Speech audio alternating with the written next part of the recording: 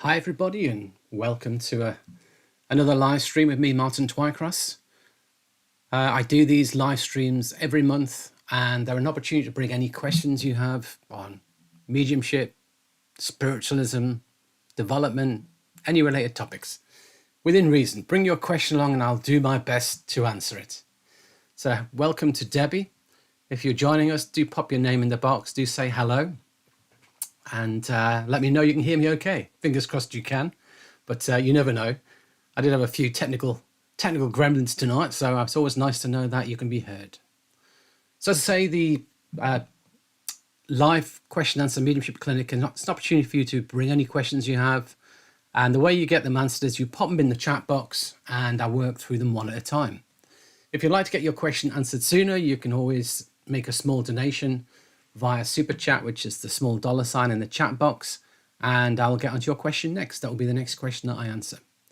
And you do need to be logged into either YouTube or Google or similar for it to work. Some people say to me, I tried to post a question and I couldn't, and generally that's the answer, you're not logged in. So you'll need to be logged in to be able to do that. So welcome Colleen, welcome Dave, welcome Always Doing Something. Lovely to see you all. Hopefully let me know I sound okay and coming through loud and clear. I had to completely redo every scene in my OBS today, so fingers crossed it's all working. So the good news many of you have been waiting for is my new course, Guides and Helpers, is launching. It starts on the 20th of August, 3 weeks' time. It's called Understanding Guides and Helpers. Let me quickly show you what it looks like on my website. So if you want to find it on my website, it's under latest products or courses.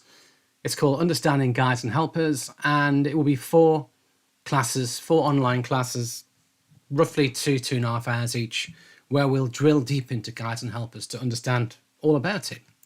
We'll be looking at what guides and helpers are, what are the role of your guides and helpers, what's the terminology people use for guides and helpers. We'll be looking at ways and means in which you can get to know your guides and helpers, different techniques. So we were drilling deep into guides and helpers across 4 sessions. And I've got a few different meditations I want to work through as well. And some other techniques as well that you can use that I want to teach as well, in which you can build a relationship with those who work with you from the spirit realm. So that's basically the new course. If that interests you, it's £75 for 4 sessions. As I say, each session probably run for about 2.5 hours. So I think it's good value for money. So if you're interested, there is a link in the top of this chat box if you're watching it live. If you're not watching it live, I'll make sure there's a link in the description and comments as well. So do check out my website if that interests you. Glad you can all hear me fine. That's wonderful. So Debbie, can you tell us in depth what to expect in your course? I've just given you the highlights thereof. You know, we will be drilling deep into all sorts of things. And anyone who wants to do the course, you can let me have all your questions on guides and helpers as well in advance. And we'll make sure that it's all covered as well. If you can't attend the classes live in person, then they will be recorded as well. So you will get a recording of them. There is a Facebook group as well for the program, for the course. So yeah, so even if you can't attend them all in person, you can still get access to them normally within 24 hours. I send the link out once they're all edited. So you won't miss a thing. Till you can't wait, love your classes. That's wonderful. Debbie, it starts my mum's birthday. Difficult decision, that one. Do you come to class or do you go and see your mum? I'm sure there's ways and means of doing it all. And if nothing else, there's always the replay, isn't there? Okay, so yeah. Oh, that's okay. Not so bad then. I understand. It is a sign, absolutely. It's always a sign. That's what we say. Okay, so we've got our first question. So if you have a question, if you have something you want me to talk about, do pop it in the chat box. So caffeinated 24/7. I'm a medium, but understand I may be providing information wrong.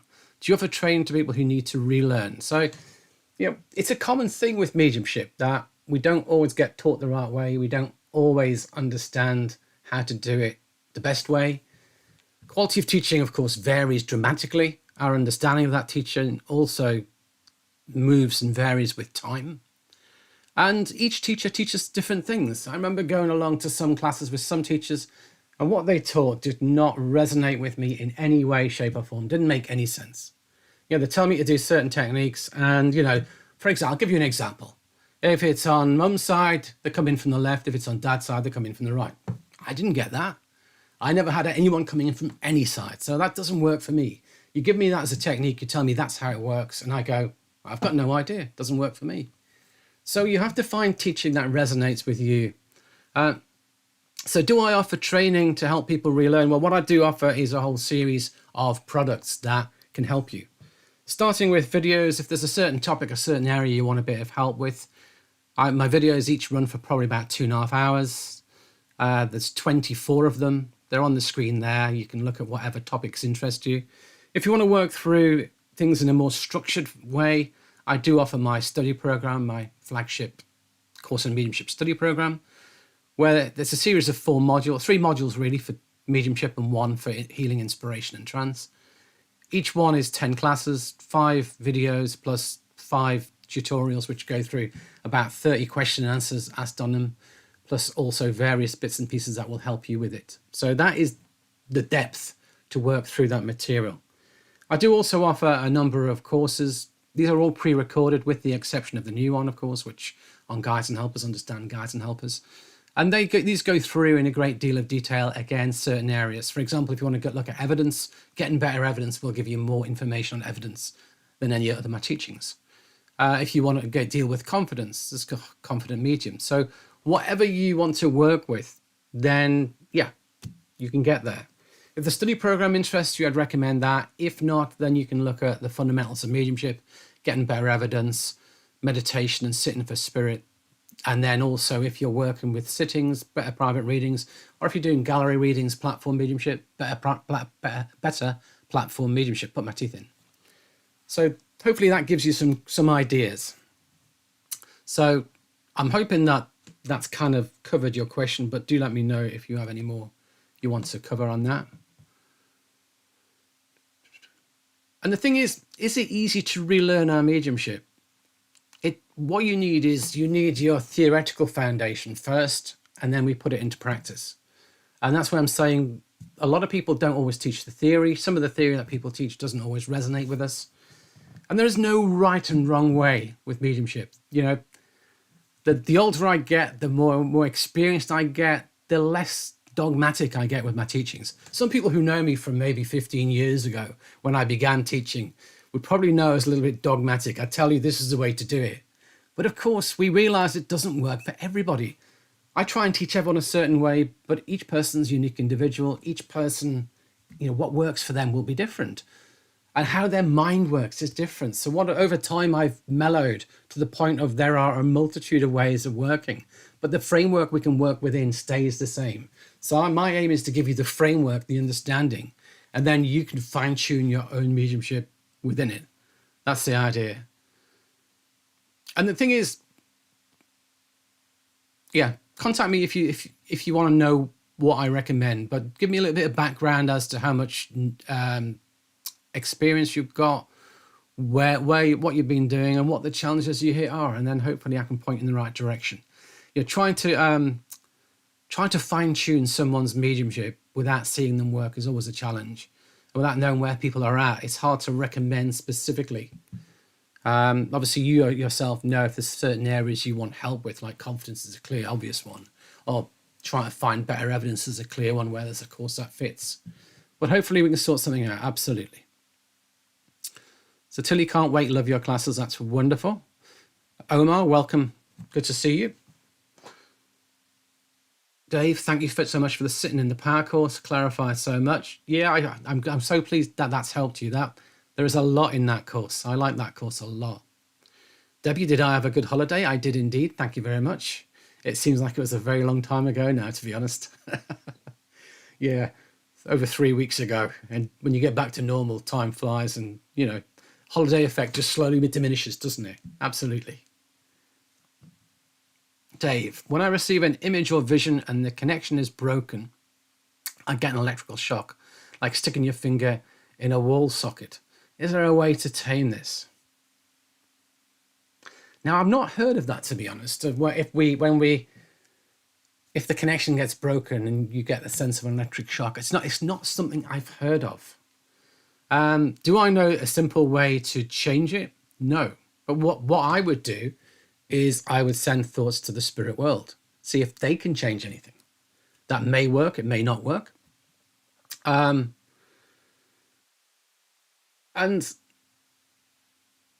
you can sit with your soul and say it's not something you want. But ultimately, what we get sometimes is what we get, and we just have to work with it and go through that stage, and then you find it will diminish. I'd say don't be too concerned by it. Don't be too worried by it. But maybe it's just a stage you've got to work through in your mediumship. That's the other thing to look at. It's quite common that things like that happen in our mediumship, that we just have to learn to move through. So I'm sorry I can't give you a simple answer to the question, because I don't think the question has a simple answer. Often you may look back and find out, but yeah, I get it. It's annoying. Absolutely. But it's a perception with the energy, and it may just be how the energy is affecting you. I would certainly send the thoughts to the spirit world. Can we change things? Can we prevent it from happening? And see what happens. That's the best you can do. So Omar, thank you very much for your super chat, and Dana, thank you for yours as well. So I'll start with Omar's question because he asked it first. If an intermediate level student gets a job where they sit at a desk all day waiting, not doing much, how can they best utilize their time to develop? If you're at work and you're not doing a great deal, it's hard. It's hard. It's not an easy answer, that one. Could I do when I was working and it was quiet times? No, if you're in the office, I don't recommend it. If you've got people watching you, don't recommend doing anything. If you're at home and you have a computer and there's nothing happening and you only have to work when work comes in, then you've got a little, and no one's watching you, no one's checking up on you, you've got a little bit more leeway. The obvious thing is you can sit in the power, you can blend with spirit. But it's hard to do, to train yourself to develop. It's hard because to do mediumship, generally, you need somebody in front of you. I'll take you back to one of my videos, 10 tips for developing mediumship. One of the first ones is you can't really develop it without a sitter or somebody to give information about. Of course, there are things you can do by yourself. You can sit there and you can blend with spirit. You can sit for spirit. All of that you can do. But if you've got to work and you've got to be alert to see things coming in, you can't if you're in meditation, can you? You can try and set up a symbol library. You can do, the obvious thing as well is spiritual self-development, work on self. That is part of life anyway, absolutely.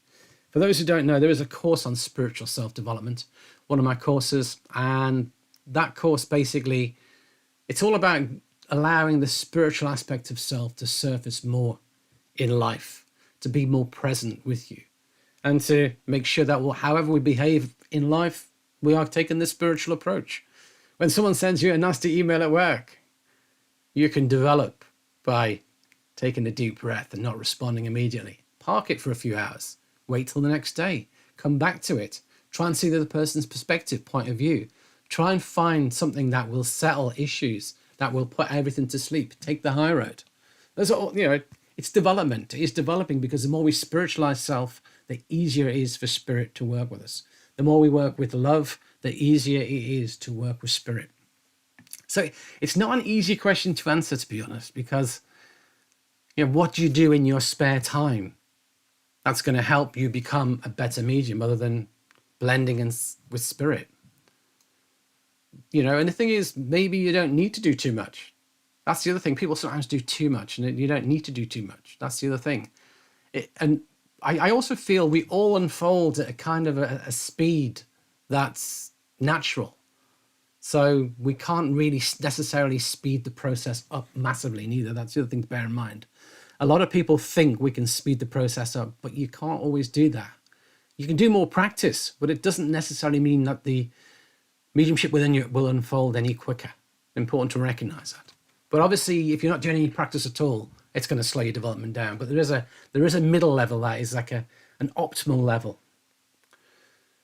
So I hope that that helps in some way, but it's not an easy question to answer. I admit that one. Dana, how to stop repeat message grabbers from the gallery? How to stop people jumping on your messages? Well, if you've given someone a message, you can say, I don't feel I'm with you. I've already given you a link. I don't feel I'm with you. If someone is known to be a message grabber and will try and jump on every single link going, then you don't have to give it to them. You can open it up and see, can anybody else take it? For example, I know in certain places I work, certain centers, certain churches, there's people who will take everything I give. And what I'll do is I'll make sure I build up enough evidence, enough of a story that when I give it, it's not going to be, if I just say I've got a man here and where this man passes suddenly, someone's got their hand up and I'm like, no, I haven't given you anywhere near enough yet. I'm going to keep working it and then I'm going to see where we're going with it. And if spirit guide you to an area and it's not the person, that's fine. If they start talking to you and you feel you're not with them, it's fine to say it as well. Sometimes they'll start talking to me and I'll say, no, the energy's not with you. And the way we feel is the energy with them. Is the spirit drawn close to us? Is spirit moving away when we're talking to somebody? Are we getting a reaction from the spirit communicator? And they've got to take all of it as well. For me, I'm a fussy medium. Now I get that we're not always 100% accurate. I get that, but if someone can only take a few bits of it, I want someone in the room who understands the vast majority. I'm happy to have a bit wrong here or there, but I want 80-90% of it taken in an ideal world. And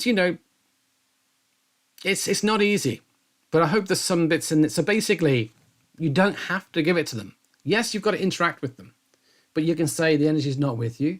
If you've given them a link already, you can say, I've already given you a link. I don't feel this one is for you now. I feel you've had your link this evening.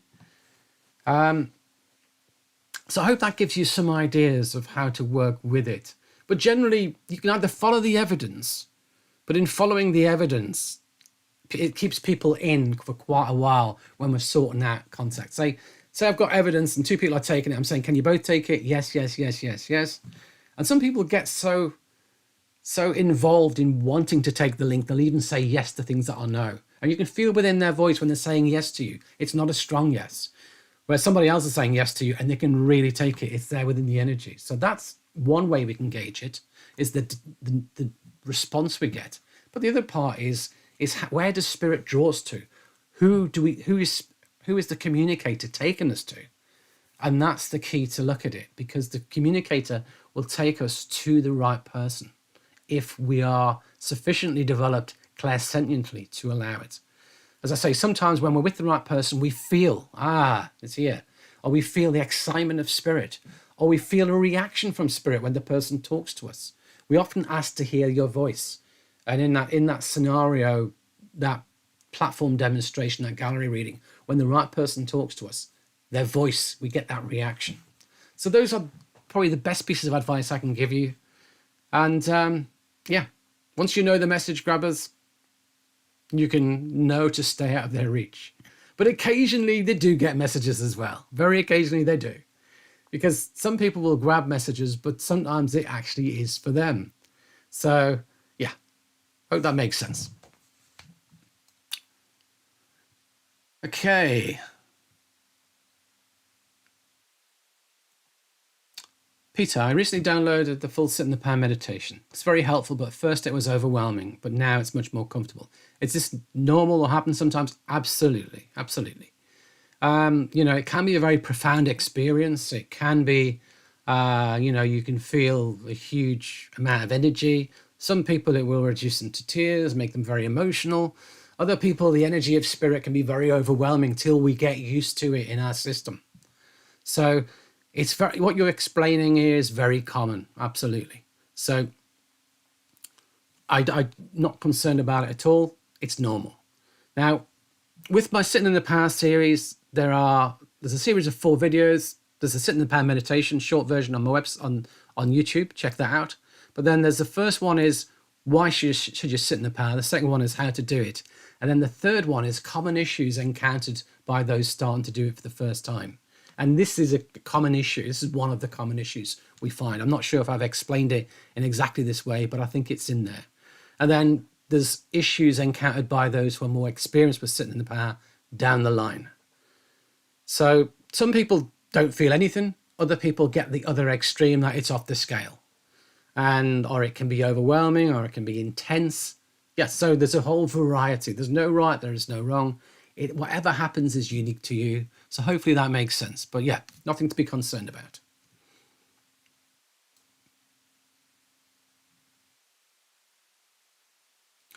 Tina, what are your thoughts on ghost hunting, i.e. trying to find spirit in haunted buildings?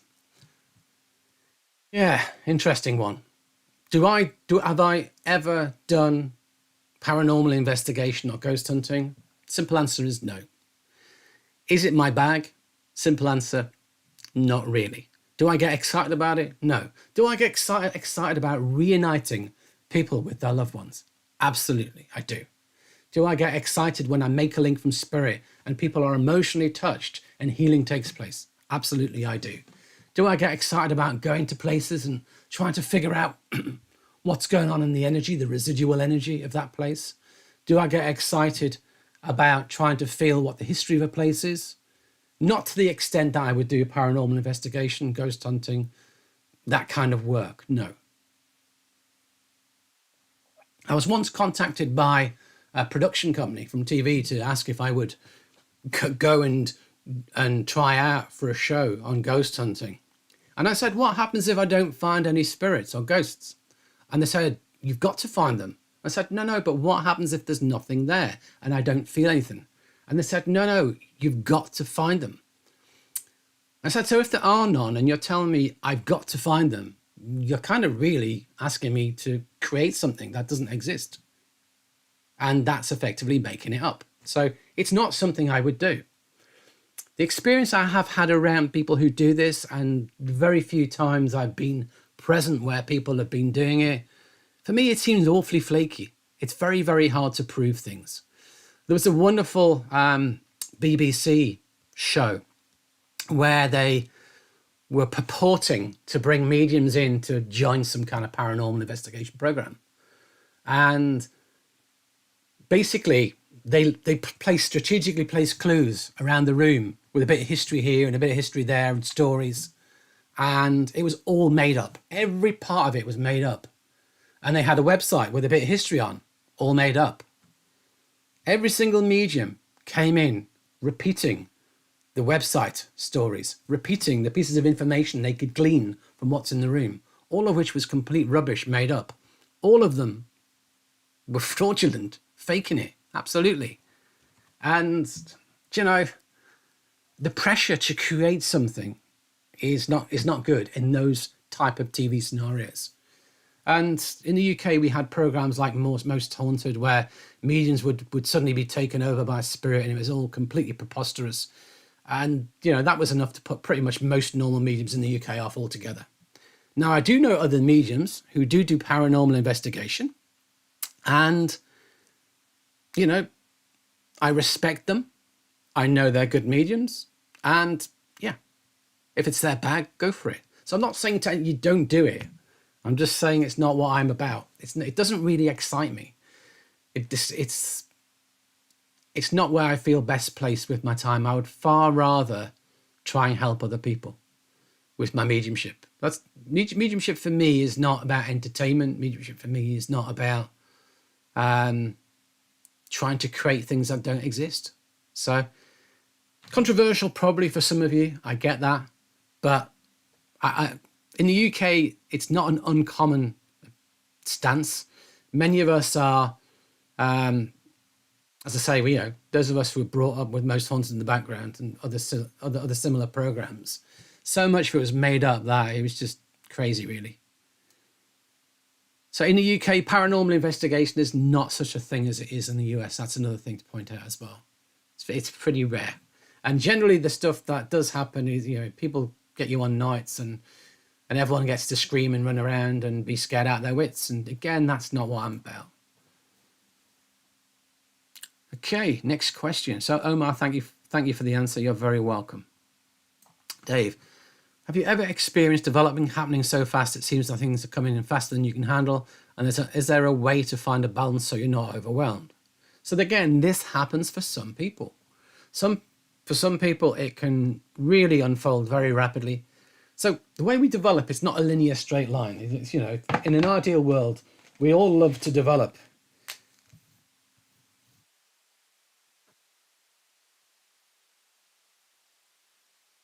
Try to show this. So this is development. This is development on this side. This is time here. Wouldn't it be wonderful over time that we just got better? It'd be wonderful. But for some people,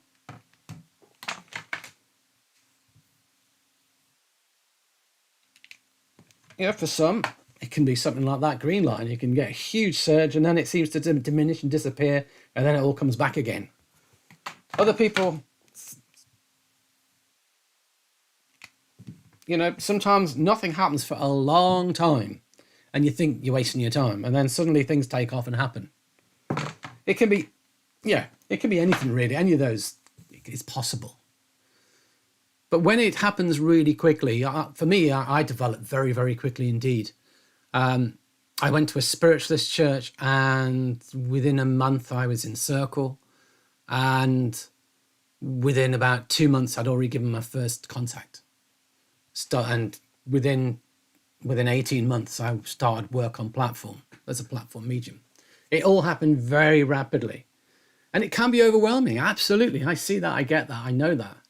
And you have to just go with the flow. You just have to accept. And, again, we can send thoughts to the spirit world if it's becoming overwhelming. Can we try and slow things down? But really, it's just a case of getting used to it. It's a case of accepting it. It's, if you don't really want to do it, you don't have to. If you want to slow things down, you can not do as much development. You can slow the opportunities down to work. But generally, if it's happening for a reason. So if you can go with it, if you can accept it, if you can just relax into it, it'd be better. I would say look for what is overwhelming you. Feel into that. Try and understand what it is and why. If you understand why something becomes overwhelming, then it gives you a better opportunity to understand and work with it. Sometimes we develop so quickly that it upsets everybody else in the circle or upsets everybody else around us in development, and they all get jealous and get the ump. And I see that regularly happening with people who develop quickly. And the people want to slow it down so as not to upset all the people around them. But for spirit, there's something there on the surface that can unfold quickly. Some people, it has to unfold from deeper within. It takes time. Other people, it's right at the very surface. So as soon as we start developing, it's there and unfolds very rapidly. So I do have a video on how long does it take to develop mediumship, and I talk about that within that video as well.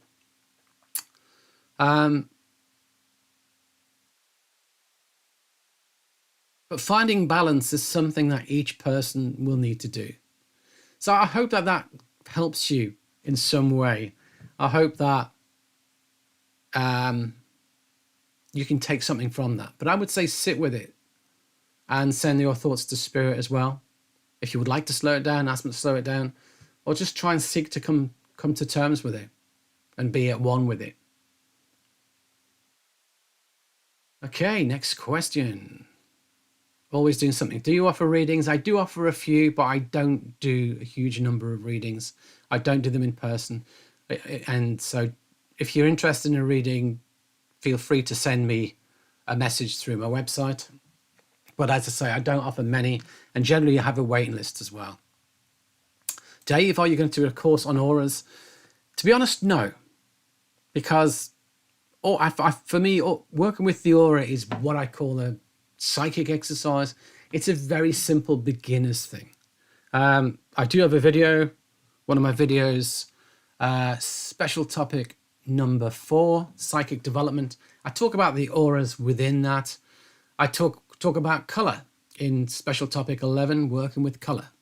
And when we're working with the aura, we're working psychically, and generally when we're working with the aura, we're working with color. So those two videos kind of touch upon it a little bit. But generally, again, that's something we would do as part of psychic development. Some mediums were highly skilled in aura readings. Mediums like Gordon Higginson, where he used to see the aura objectively. He used to work with it a lot in his readings. But a lot of mediums don't. I don't see it objectively. I see it subjectively, and it's not. If I'm doing a reading, I don't really work with the aura because I'm not actually clairvoyantly seeing it. I can feel into people's energy, which is their energy field, which is the aura. But whether that comes to you as colors or whether that comes to you as energy, which you can interpret and understand, that's more what I get. I get it more clairsentiently as energy to work with. So, but again, if I did a course on auras, it wouldn't last very long. There's not a huge amount to cover, to be frank. So, sadly, it's not one I'll be doing. Axis 68. I'm always looking to improve my mediumship and wonder what you feel are the worst habits of other demonstrating mediums, either on platform or one-to-one readings that irritate you the most. Oh dear. This is a brilliant question. I like this question so much. You're trying to get me into trouble, aren't you? You're trying to get me into trouble with this one because, I watch a lot of mediums and poor mediumship irritates me the most. That's what I'd say. People who are not actually doing mediumship, but think they are. I watched a medium probably about a year ago, and they were giving people ancestors. They were giving people from 500 years ago. There's no proof whatsoever, and it's just complete and utter rubbish. If you go to a spiritualist church or a center and go to see a medium in a demonstration, most people go there wanting to hear from their loved ones. Most people go there wanting to be reconnected with people they know. So why would you give somebody information that they can't understand? And when they tell you that you can't understand it, they say, well, yeah, but you can't go back 400 years in your family or 1,000 years in your family. It's just bonkers. Things that irritate me a huge amount is people damaging, hurting the sitter. Telling the sitter things that are going to cause them pain and suffering. That irritates me. It's really all the bad practices that I talk about I've got a video on here, the responsibilities of mediumship, another interview that I did with Colleen, good and bad practices in mediumship. There's also a video I've got on the channel called Mediums Who Blame Others. And that irritates me a lot. In fact, all the things in mediums who blame others, if you've not seen that video, that's one I think you should watch. It's quite funny, actually. I find it quite hilarious. All the things people say, oh no, I can't work now, my guide's gone. He's gone, that's it, he's gone now. He's finished for the night, he's gone. No, it's rubbish. Oh, I can't work with you because you're a lousy audience. No, you can't say that. Blaming other people, blaming your own guides, blaming the audience, blaming the sitter, blaming anybody other than self, not taking personal responsibility. But yeah, there's a huge number of things mediums do. Something that I don't really like to see is when a medium's pretending to talk to spirit when they're not actually talking to them at all. Oh yeah, come here, tell me. Oh, hang on, say it again. Okay, yeah. So they're saying, and they're not. They're getting it all clairvoyantly and all clairsentiently. There is no clairaudience going on. There's no conversation going on. It's been made to look like a conversation, and it's not. If that's how it is, that irritates me a little bit, in that it's been shown to be something it's not. But again, as the time goes by, I become less irritated by certain things, more irritated by practices which hurt people, practices which hurt the good name of mediums. People talking about lost souls and your loved ones being trapped, and we've all got to pray for your loved one who's never made it to the spirit world. All that kind of BS really gets on my wick as well. So I have a video on the channel all about lost souls and earthbound spirits. Check that one out if that's of interest to you. I have a whole bunch of videos on the channel trying to debunk myths and misconceptions. Things about grounding, protection and stuff. Yeah, I won't go into all of that, but yeah. You try to get me into trouble. Yeah, there we go. So Marie, welcome from Australia. Wonderful you can join us. I dread to think what time it is in the morning in Australia, but you can let me know. Okay, next question. Always doing something. I'm a newbie with trying, start and develop anything. My question is, while sitting in the power, I feel heavy and a pressure on my chest. Does this mean anything? Am I trying too hard? So when people sit in the power, what you get is unique to you. And there's a vast array of experiences that people get. And there is no right, no wrong experience. You know, what you're explaining other people get, it's not unusual, but what each person gets is unique to them. Just don't worry too much about it. As you sit for longer, experiences change. But as long as you feel something, that's important. And what you feel when you're in your own power of your own soul versus blended with the power of spirit, they should feel different. That's all you really want to get. The experience within that is all unique to you. And I wouldn't worry about it. As I mentioned, my third video in the series on Sitting in the Power, common problems that are encountered by beginners. I'm pretty sure I cover your question within that. I get this, is it right? And the simple answer is there is no right, there is no wrong. There's a huge range of experiences that everybody experiences. And just go with it. What's happening is the energy affects people in different ways. So we just have to accept that it's how the energy is affecting us. But know that over time, it will change. It will change.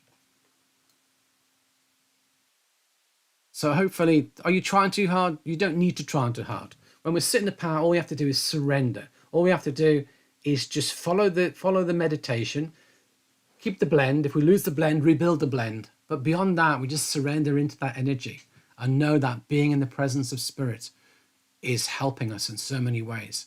No time spent in the presence of spirit is ever wasted. It's a phrase that Gordon Higginson used to say. So yeah.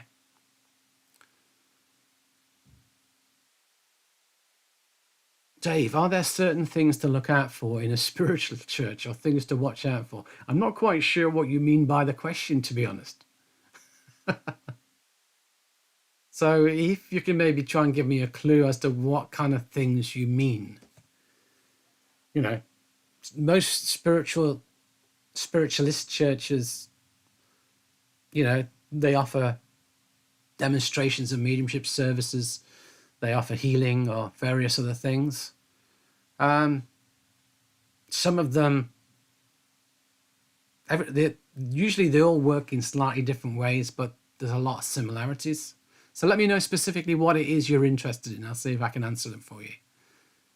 So 4:39 in the morning, Marie, that's very impressive. You win the award for getting up earliest or staying up latest to come to the class, whichever is the case. I'd have to stay up till that time. I'm not sure I want to get up at that time.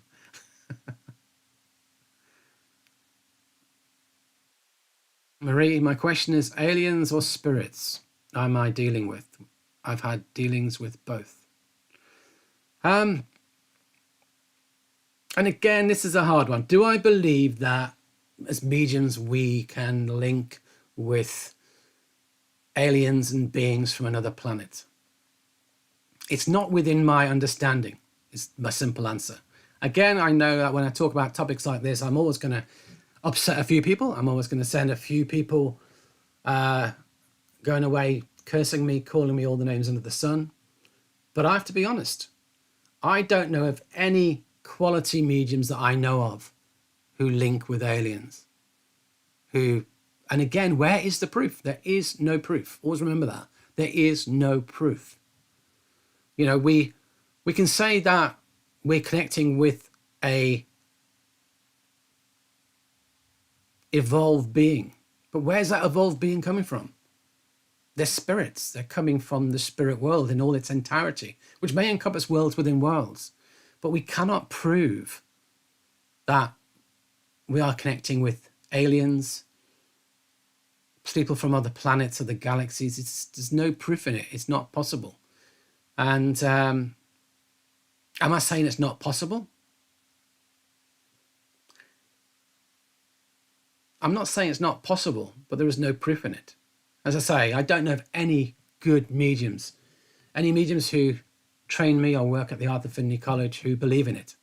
So it's not something I would ever teach. It's not something I see people on YouTube who claim to be channeling aliens, and to be honest, most of it is it's just so much fluff. I've seen no evidence that they are indeed channeling aliens. And so, yeah. And the thing about, I'll bring on to guides and helpers here. I talk about this in the Guides and Helpers course in great detail. But with guides and helpers, we get what we seek with our mind. Guides and helpers will appear in any way that will allow them to work with us. If we have to make them an alien, they'll come through as an alien even though they're not. If we have to make them a monk or a Native American, they will do that to work with us. They will appear in a form that enables them to build and form a relationship with us when that's not who they are. So I'm going to go into that in a great deal of detail in the Guides and Helpers course.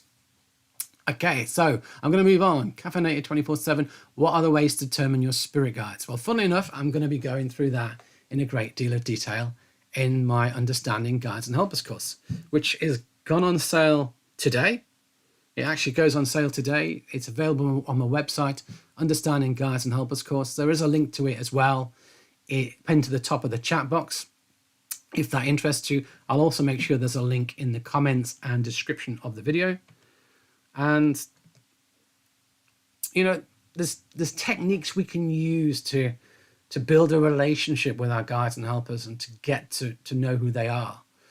From meditations, from inspirational work, through, you know, you can seek out the services of a spirit portrait artist to see if they can draw your guides. Some mediums can link in with your guides to a degree, and I'll go into how that's possible, how that's done, and how much information you can get.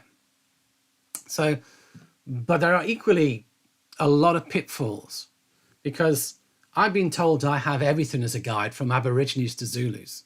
I've been, you know, if I allowed mediums to tell me what I have as guides, one would tell me you've got A, B, C, D, and I'd have a vast array of guides covering every plethora, every type of guide that may be in existence. And it's not the case. It's just not reality. So I'm always cautious of allowing other people to tell you who your guides are. It's dangerous. Best way is to find out for yourself and to take your time and to be patient. And if it interests you, check out my guides, Understanding Guides and Helpers course, where we'll be drilling into that in deeper detail.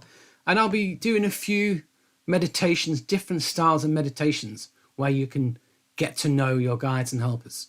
You'll get them as recordings as well, so you can use them again, because a one-shot deal meditation doesn't really work. You know, we invite guides to blend with us and work with us, and it's not just on one occasion. You need to do it more regularly. So the meditations will be recorded so you can listen to them again. That's the idea. So yeah, there are a lot of ways of doing it, but some work better than others. I don't want to say too much now because I'm going to be teaching it in the course. And I actually want to take people through some of the ways that are not so good, just so you actually experience them for yourself, just so you get to understand for yourself what I'm talking about. I don't say them all now, otherwise I'll spoil the excitement for those who sign up. But yeah, there are a lot of pitfalls for sure. You can go down a lot of dead ends with guides, and you can get confused by asking other people. Okay. Janet, Mum's just been out in hospice. She doesn't feel present anymore. I feel she knows me. It feels like many of her past relatives are with her.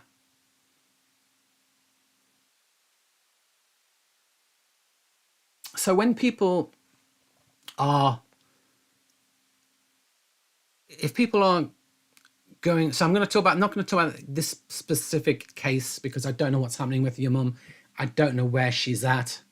I don't know where in her journey she's at. But all I'm going to talk about in general is when people are approaching the end of their lives. When we go to the spirit world, the vehicle that we operate with is the soul. As we begin to approach the end of our lives, the soul comes into its own significance and the ego self begins to diminish. What it means is that when we're seeing through the eyes of the soul, we can see spirit so much more easily. People see their loved ones around them. They say, my loved ones are here with me. And they're operating in this physical world and one foot in spirit as well. They're starting to move transition between worlds. Because think about it, when you go to the spirit world, you've lost the physical body. You've left that physical body behind. You've lost the brain. What continues on is the soul, and what continues on is the conscious that you are. So that begins to come to the fore and be fully functional. So that at the moment you take your transition, you're able to function. And this is why people often say their relatives, their relatives are there. My own granddad, when he was close to passing, he was in a hospice. And he said to us, they're all here with me. They're all here with me. My dad, my mum, they're all here with me. And, you know, it's not an uncommon thing to see that they see their loved ones. Their loved ones come to meet them. Absolutely. We're all met in the spirit world by people we know, love, care about. If you have no one in the spirit world, then other people will come who have a connection to you to make sure that you are met. Absolutely. And it's very common as well for when people are moving towards that point of transition where it's sometimes they are not present with us in this world, and sometimes they're more in the spirit world. And I have been able to link quite a few times with people who are close to the point of transition. So your loved one is in and out of consciousness, but very close to passing. It's possible for a medium to link with them. So I have a video on my website called "Is It Possible to Link with the Living?" And I give a number of scenarios where yes, it is. And this is one of them, where someone's close to transition. Another one is somebody who may be in a coma. Another one is somebody who has a terrible brain injury or something like locked-in syndrome where they're unable to communicate. It would be terribly painful for that soul if they were trapped. So the spirit then becomes freed. They can operate in both worlds. So it is possible to link for a medium to link with people in that scenario. So Marie, Mum's teaching between life and death too. Thanks for that. Good timing for me. So yeah, so it's not unusual. What you're describing is definitely not unusual. And I've had it with my own relatives. I've heard about it with many, many other people. And at times it feels like they're here in this world, and at times it feels like they're not. And they're just in transition. Absolutely. Okay, what's the next question? Okay, Dave, before committing to a church, how do you know if they are teaching properly or misleading and guiding you in the wrong direction? It's not really, I wouldn't say it's really a church. I'd say it's individuals. I would never, I know that in certain organizations, people change, I know certain churches where over time, over 20 years, I've had a huge variety of teachers. Some will teach quality, some will teach well, others may teach differently, poorly. But how can you tell if they're teaching properly? Go along, suck it and see. If what's being said, does it resonate with you? Does it make sense? Is it an affront to your common sense? Is it offensive to you? If it is, maybe that's not right. Is anyone being hurt by the teachings?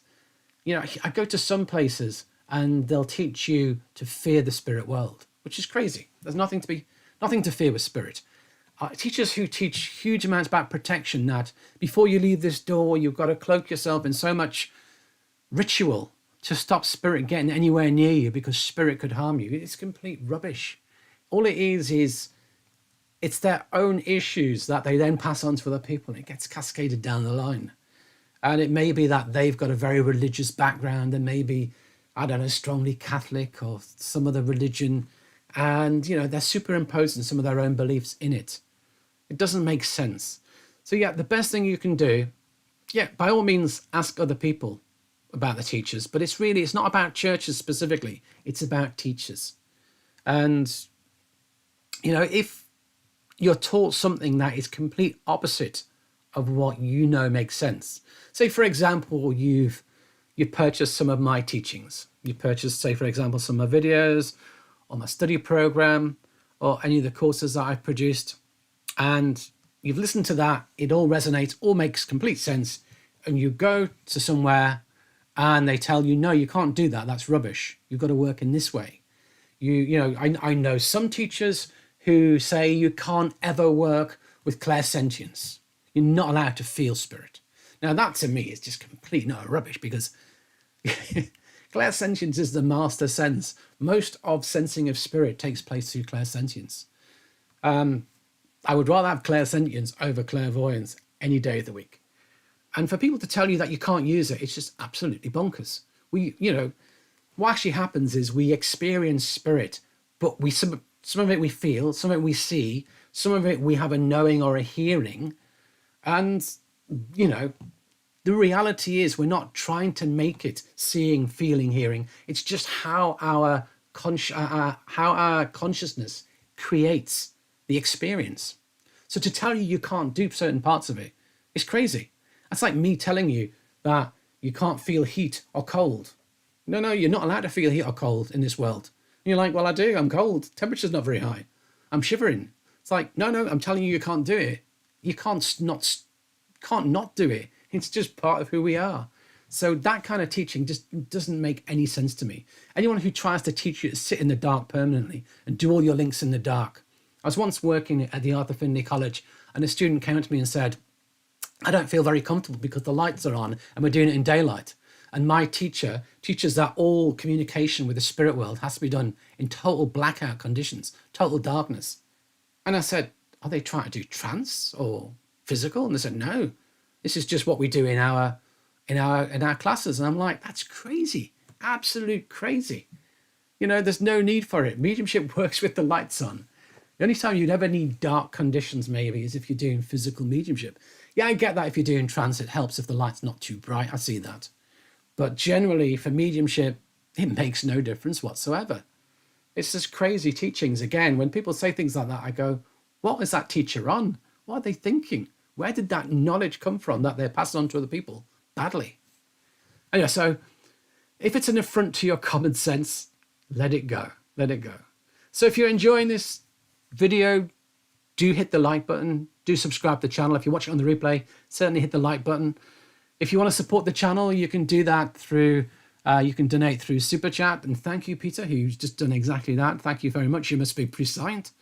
You can donate through Super Chat, which is a small dollar at the bottom. You can also donate through PayPal. There's a PayPal Me donation link in the chat box. It's pinned to the top and also should be within the comments and the description. And you can also use Super Thanks, which is a new YouTube feature where you just click on the Super Thanks button if that's available in your area.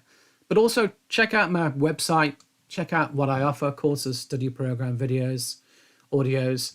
And if you're interested in my new course on guides and helpers, understanding guides and helpers, four sessions, each running for about 2.5 hours. We'll drill deep into guides and helpers. By the time you finish that course, you'll understand a great deal about what guides and helpers are, the roles of guides and helpers, and tools and techniques for you to help get to know your guides and helpers. Caffeinated 24/7, you've purchased it already. That is wonderful. Thank you very much. I can't see that you've purchased it yet because I've not looked at anything, but that's good to know. So, Peter, do you have a question to go with that, or are you just great? Thank you for all your info and expert help today. You're very welcome. It's my pleasure. If you do want to do Super Chat to buy me a coffee, you're more than welcome, or just check out what I offer, and if there's anything that resonates with you, go for it. Okay. Tina, your question. 20 minutes into an evidential reading, my sitter realised I'd brought 2 relatives forth. I thought I had just had one. How can I better clue in? Yeah, been there many a time.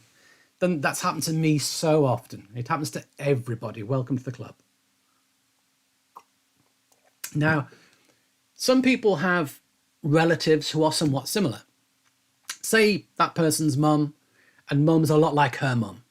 They have similar energies.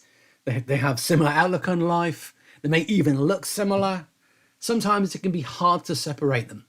I get that. I see that.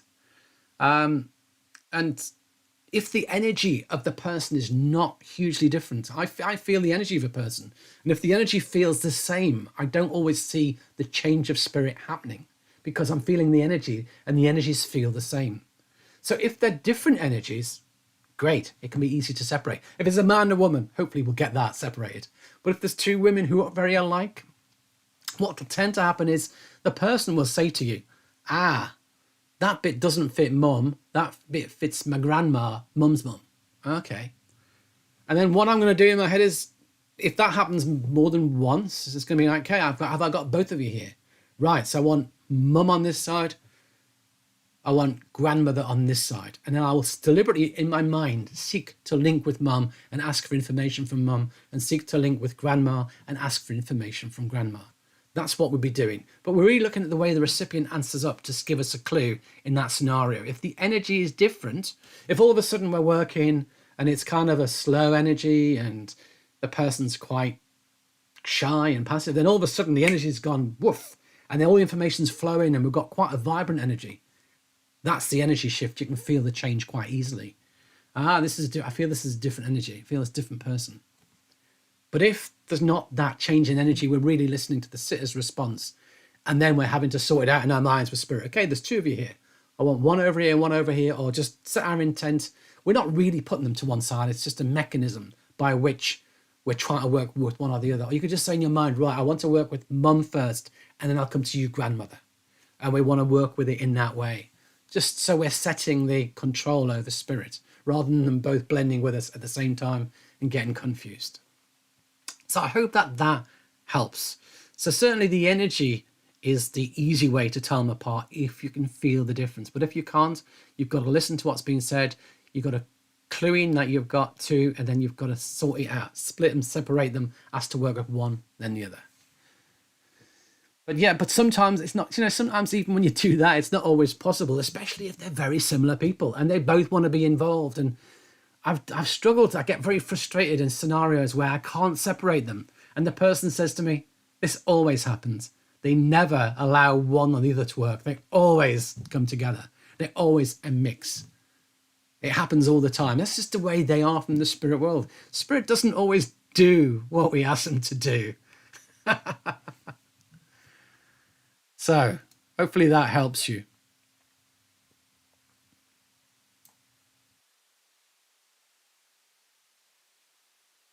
Okay, where have we got to?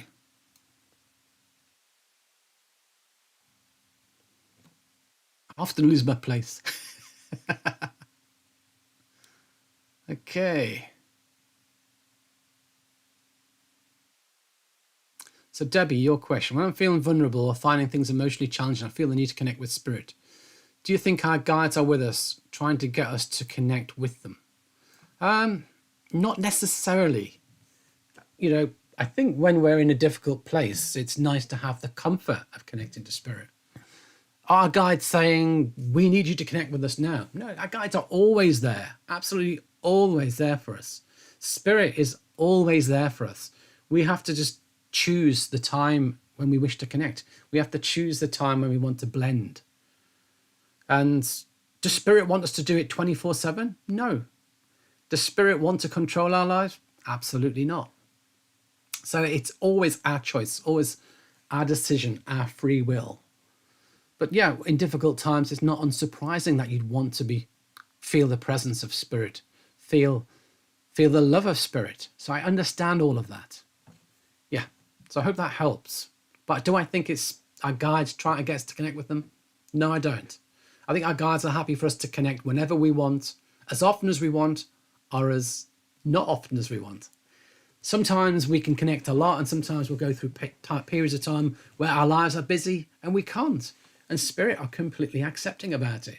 They don't mind. They don't mind. They see eternity. They see our lives, and they know we have to live earthly lives. I also believe that it's a requirement for everybody who wants to be a guide or helper that they have to have lived an earthly life, to understand the earthly conditions, to understand what we face. If they want to work with us as a guide or helper, they've got to know us. They've got to understand us. And the only way they can understand the earthly condition is having lived at least one earthly life.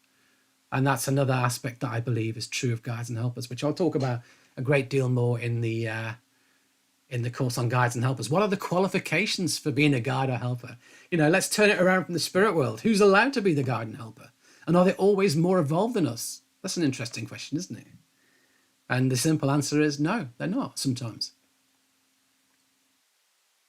It depends on their role. It depends on their job. It depends on what they're here to help us with. So I'm giving all the clues away now on the new course, aren't I? Okay, next question. Dana, I love all your courses, money well invested. I'm super confident in my readings thanks to you. I'm so pleased they've helped you. I'm so pleased you got that value from them. So yeah, if anyone's listening and they want to go for it, feel free. Debbie, who do you try to connect with when you are struggling in life? That's a hard question, isn't it? You know, if life is challenging for us, we all like a bit of support. Whether we can get that support from our friends, from our family, from groups we're in, but we can always get support from the spirit world for sure. You know, our loved ones in the spirit world always support us. They're always there for us, although sometimes it's not always so easy for us to connect to them, especially our own loved ones. But to be able to connect into the presence of spirit and find that peace is powerful. And also for me to connect to the essence of who I truly am, the soul that I am, the soul that is eternal, the soul that contains within it spiritual qualities, because that can help me see life differently. That can help us when we're facing challenges to see them from a different perspective. When we tap into the wisdom of our own soul, we see from another perspective, we see in a different way. And that, again, my spiritual self-development course, it's really designed for you to get closer and have more of a relationship with your own soul and allow the qualities of the soul that you are to become manifest within your life, to become lived, for you to become more spiritual. And we have to understand that the beauty in life comes from the dark and the light. The beauty in life comes from the seasons, the summer and the difficult winter. We have to understand that all aspects, challenges in life are a part of the life experience. How we deal with them is not easy. You know, we can ask for other people to support us, or we can seek the support from within of who we really are, the eternal part of us that can guide us and help us. So I really do often try and persuade people that their best friend in this earthly journey is their soul. And their soul will always give them the greatest wisdom. And if that interests you in working more with that, check out the course, Spiritual Self-Development. Axis 68. Do you have any thoughts or beliefs on the Akashic Records and your opinion on to what degree we as mediums interact with them? Now, again, just like the previous topic I talked about with aliens, I don't do Akashic Records. In the UK, I don't know any mediums who teach connecting to the Akashic Records. I don't know any mediums who do connect to the Akashic Records. I don't even know what the Akashic Records are. Now, think about it. Everything that's taken place is contained within the energy of life that exists. Everything in your life is contained inherently within the soul that you are. All experiences are present. So what are we exactly tapping into? We're tapping into the energy of a person. We're tapping into the energy of life itself, God. But the Akashic Records, I don't know where the term even developed from, but it doesn't really make sense to me. But I know that there are people who talk about linking with the Akashic Records who yet again talk a lot of fluff. There's so much fluff again involved. You know, can I really tell somebody all about their past lives? And can I really tell people all about their future lives? Not really, no. And would I want to? Or would I rather connect people with their loved ones and help them in the here and now in this moment in time? And again, I'll bring you back to whatever your beliefs are, you can create that. So, you know, my belief is that that person has it within their energy, all of their experiences. I can link and touch all of their experiences. Somebody else believes in the Akashic Records and can link and touch all of those experiences, but gives it a different name. So again, it's not easy. It's not easy. But it's not something I teach. For me, that kind of falls under the fluff category. My strapline, bringing you down to earth teachings on mediumship and development without the fluff. And for me, yeah, I don't get awfully excited by Akashic Records, I'm afraid. So yeah, I don't teach it, don't do it, don't interact with it. don't need to interact with it.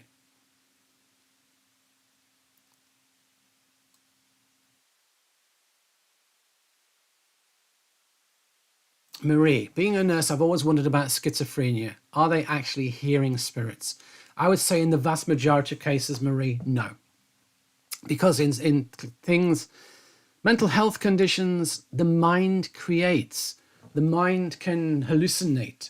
There's, in my experience of people who've been mentally ill who are seeing spirits, of which I've had experience of quite a few over the years, not one of them is actually seeing spirit, hearing spirit, being in touch with spirit. So in my experience, the vast majority are not. That's my experience. And generally, anyone who has a mental health condition like schizophrenia, we would not generally recommend that they develop. And why not? Because they cannot differentiate between what their own mind creates and what comes from the spirit world. They cannot differentiate between chemically induced hallucination from the brain chemistry of their own mental health condition versus what they would receive from spirit.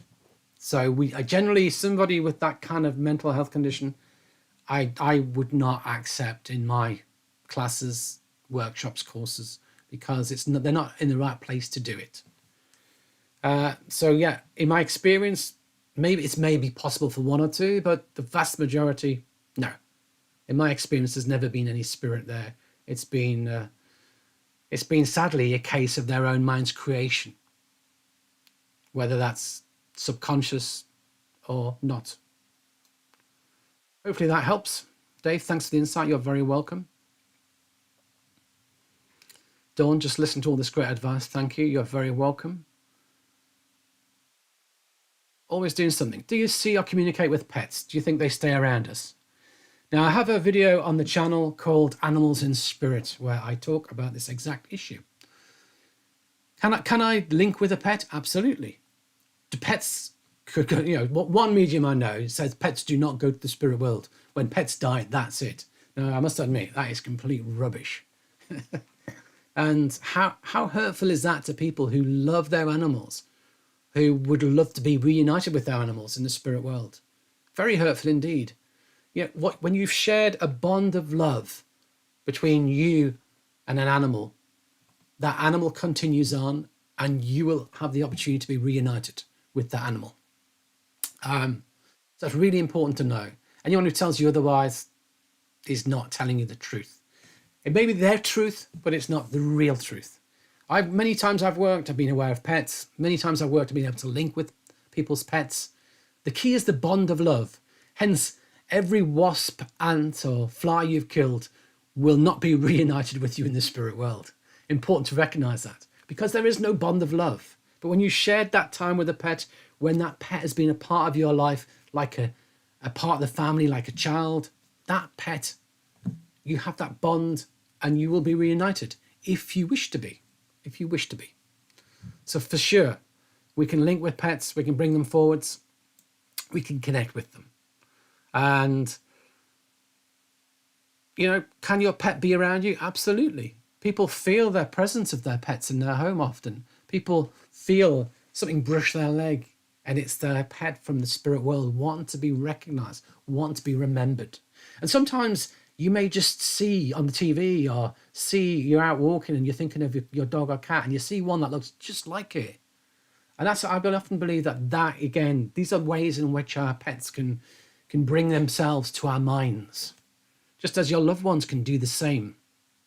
So yeah, absolutely. Check out the video, Animals, I think it's called Animals in the Spirit World. I might even call it Pets, I forget now. But anyway, I shall post a link to it as well. Debbie, I'm booking on your course after this class. That's wonderful to hear. Always doing something. Why do some call it evidential reading? Shouldn't they all produce evidence? I would think a reading that produced nothing provable, then it's just guessing. So, yeah, what they're trying to differentiate is the difference between evidential mediumship versus other kinds of sitting. For example, some sittings are psychic, no mediumship whatsoever. A mediumship sitting should be an evidential mediumship sitting, as you say. The word evidential reading is just in there to help people understand that that's what they're going to get.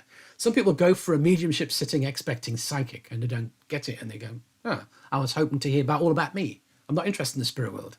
In that case, you want a psychic reading. Sometimes we go for what I call a guidance reading, which may have a bit of spirit in, but again, it's often about the person and where they are and help for them in the here and now, which is different from an evidential reading. Some people want a spiritual appraisal, talk about where they are in their spiritual development at the moment in time. Again, so that's different from an evidential reading. So sometimes you'll see people offer, say if you go to the Arthur Findlay College, they will offer a spiritual appraisal, spiritual assessment, and they will offer evidential readings. That's the difference. But absolutely, there should be evidence, information for you to recognize who is communicating from the spirit world. Now, can a medium prove survival? No. They can only give you information which demonstrates who they're linking with, which demonstrates who it is. But some people won't necessarily, some people will say to me, unless you can give me their name, their date of birth, the place they lived, I'm not accepting you're in touch with them. And I'll just say in that case, I'm really sorry. Maybe I'm not the right medium for you. And maybe mediumship is not going to give you what you need, because there's so few mediums who could give that level of detail. But if I bring forward your father and I bring forward detailed information on his health and his passing, I bring detailed information on the nature of your relationship with him, are you going to say, oh, no, you didn't give me his name or where he lived, I'm not going to accept it? No. Hopefully you'd accept it. But everyone's different. We can't prove it to everybody. Tina, that was most helpful. Thank you. You're very welcome. Debbie, I agree. I think I connect with my soul and higher self when I need support. I will look at your spiritual development course. Yeah, the soul is your eternal companion through life. And that's when you understand that, the soul just loves us unconditionally and will help us any way it can. We're not separate from it really, but we perceive we are. But we're not, because it's who we are on the deepest of levels. But we have to reconnect with that soul connection to receive that inspiration, to receive that support, that guidance. So yeah, I highly recommend the spiritual development course. When I first started teaching mediumship, I taught very much the mechanics of mediumship. When I first developed my videos, you can see my first videos were classes 1 to 12, mechanics of mediumship. And then when I started doing some of these special topics, the first special topic I did was spiritual development. And I actually felt that should have been that should have always been class 1. Class 1 should have been spiritual development, because spiritual development is so important in this work. The more you develop yourself spiritually, the better a medium you can be. If you just learn mechanics, it will limit you. You need to understand empathy. You need to understand love. You need to understand compassion. You need to understand that we're bringing people together to create healing. But we're here to do this work, to touch souls. But we can the more we develop ourselves spiritually, the easier that understanding becomes, and the easier it is within our mediumship to create that healing and to create that touch, that presence of spirit. So I kind of feel that if people just learn mediumship but don't become a better person or a more spiritual person, to some degree we've almost missed the point. And I know some people who are mediums who can do the mechanics, but they're not nice people. And they upset people, they hurt people, they abuse people. And like the soul is, they're not allowing their soul to be a part of their lives, to be present, or they're not living from that part of self that is spirit. And when I see mediums who create harm, generally, they haven't developed enough spiritually. So for me, spiritual self-development, it should be something that everybody has to work with within development. But it's not. As I say, on one level, I created that course, Spiritual Self-Development, and it's not my most popular course, if I'm honest. I wish it was, but it's not. But it probably has the most profound ability to change each medium, each developing medium, each person for the best. So it's quite a profound course if you want to work with it and take its teachings to heart and make them a part of your life and become one with your soul on a regular basis. Very profound. Anyway, I shall stop talking about that course now, but I do love that course, as you may have gathered. Axis, thank you, Martin, for your answer. I always respect your teachings. Pleased to help. Always pleased to help. Graham, it's about demonstrating the continuous existence of the human soul. Absolutely. All mediumship demonstrates is that we are all eternal spirit. Absolutely. But I often say that mediumship exists primarily so we can awaken here and now to the fact that we are spirit here and now, and we can live from that knowledge, and we can use it to see a bigger picture, and we can use it to become more spiritual people. So, yes, mediumship is about reuniting loved ones and creating comfort for the bereaved. I absolutely get that, but there's a deeper purpose. The deeper purpose is to awaken us to our true nature. That's what I believe anyway. Always doing something. Thanks for the answer. Caffeinated 24/7 here on spiritual development. Marie, I like the way you think. Hopefully I get to do a course. Off to work now. Have a great night. Thanks for coming. Good to see you. Debbie, can you explain how to sense energy? Not easily. Basically, you have to develop. In development, we have the clairs, clairvoyance, clairaudience, clairsentience. Clairsentience is sensing energy. So we have to develop, we have to allow the unfoldment of the spiritual potentials within. And one aspect of that is clairsentience. And then using that clairsentience, that is how we sense energy. If you haven't developed your clairsentience, you'll struggle to sense energy. So it's all about the unfoldment of the potentials within, which then enables us to sense energy. And sensing energy is just feeling into the energy and reading the energy, sensing into it. That's all we're really talking about. But to do that, you have to be at a certain point in your development. For many people, they start very visually. Many people start visually. A lot of strong clairvoyance, but they don't feel things. And then, so in my case, I developed the classic way, which is what I called clairvoyance, clairsentience, and then moving more to clair-knowing and a little bit of clairaudience. That's probably the most common approach we see within development of how the clairs develop. But as I said to you earlier, what's happening in reality is it's just the information and energy is there. And it's the development of our conscious, the development of our psychic senses, which interprets it. And who we are as a person will help interpret it. How much we've unfolded and developed from within will determine how we experience it. So it's all about, we should be sitting for the unfoldment of the potentials within us to then enable us to experience energy, spirit, and everything else. So again, you've got to sit to develop. You've got to get practice working with your psychic senses. But not everybody will have profound clairsentience. Not everyone will feel energy to the same degree. Some people will be maybe more clairvoyant. Other people may be more clairsentient. Other people more clair-knowing. But ultimately, the more we develop, the more they all start to function together. And we don't really separate them out. When I'm working, I'm using all of it. And we shouldn't get ourselves into the idea of pigeonholing each part. Most people who are strongly clairvoyant do sense and know as well. It's just not so obvious to them because the images are so profound. So I hope that helps in some way. But how to sense energy?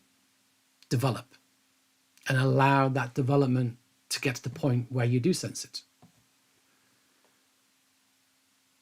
Maria, we really appreciate you, Martin. Just want to say that while I catch you online. That's very kind of you, Maria. So have we got any more questions, or we've come to the end of all our questions? I can't see any more in the chat box. So again, remember, my new course has launched today, Understanding Guides and Helpers. If that interests you, do check it out. I'll make sure there's a link to it in the description and the comments.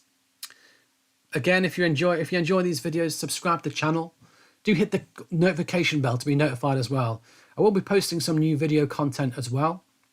So if that interests you, do check it out. If you want to support the channel, you can check out what I offer on my website. You can also donate through Super Thanks, through Super Chat. You can also donate through PayPal me as well. I appreciate everyone who's made a donation this evening. All the people who've done the Super Chat donations, that is greatly appreciated. So in the absence of any more questions, if you have a question, you'll have to pop it in the chat box very quickly. Otherwise, we'll be coming to a close. But also, I appreciate everyone who watches this on the replay. I know not everyone can get in person to watch it, but we get a lot of people on the replay. And I appreciate you all watching on the replay as well. So in the absence of any more questions, I'm going to bring it to a close here. So lovely to see you all. Thanks for asking so many great questions. And I hope to see you all again in the next one. Bye for now. Take care.